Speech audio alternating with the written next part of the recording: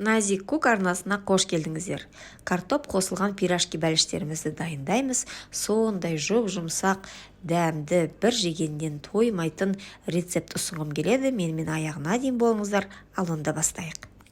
Жылы суға ашытқы, қант, тұз араластырамыз.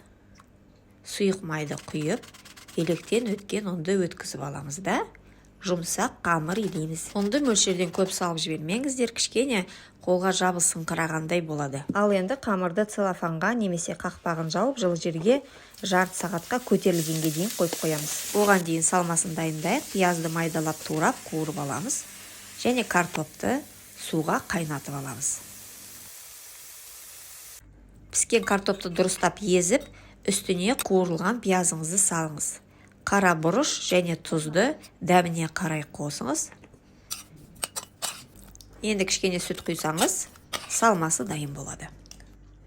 Мінеки қамырымыз тез-ақ көтерілді. Қолыңызды сұйық майға малып алсаңыз, қамырмен жұмыс істеу оңай болады.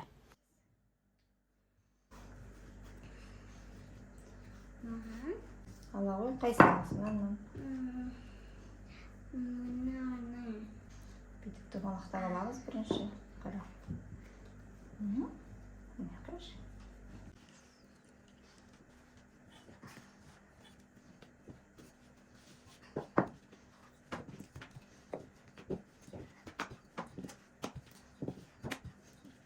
Oldu mu abla? Молодец. Қане жарайсың? Қалай көрсетіңе жағын? Екі жағын жабасың.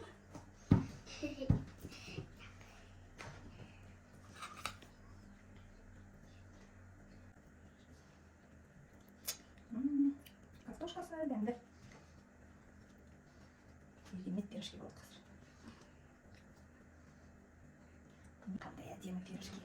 Қарашы. Давай некіне қоя сал.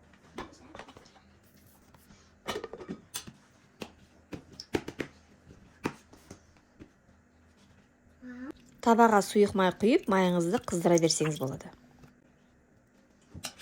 Бәлішті екі жағынан дұрыстап қысыңыз.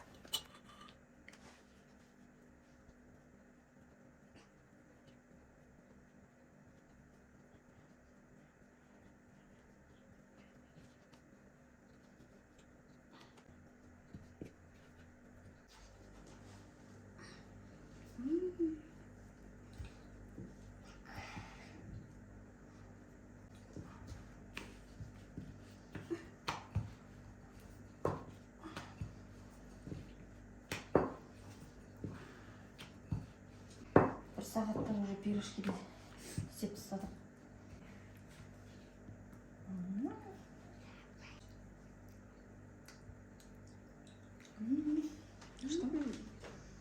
Қазір тез қуырамыз да мектепке барамыз. Алдымен майыңызды дұрыстап қыздырып алыңыз, сосын орташа отта екі жағынан қуырасыздар. Күйген тігіс жағын астына қаратып қуырыңыз. Кейін аударасыз.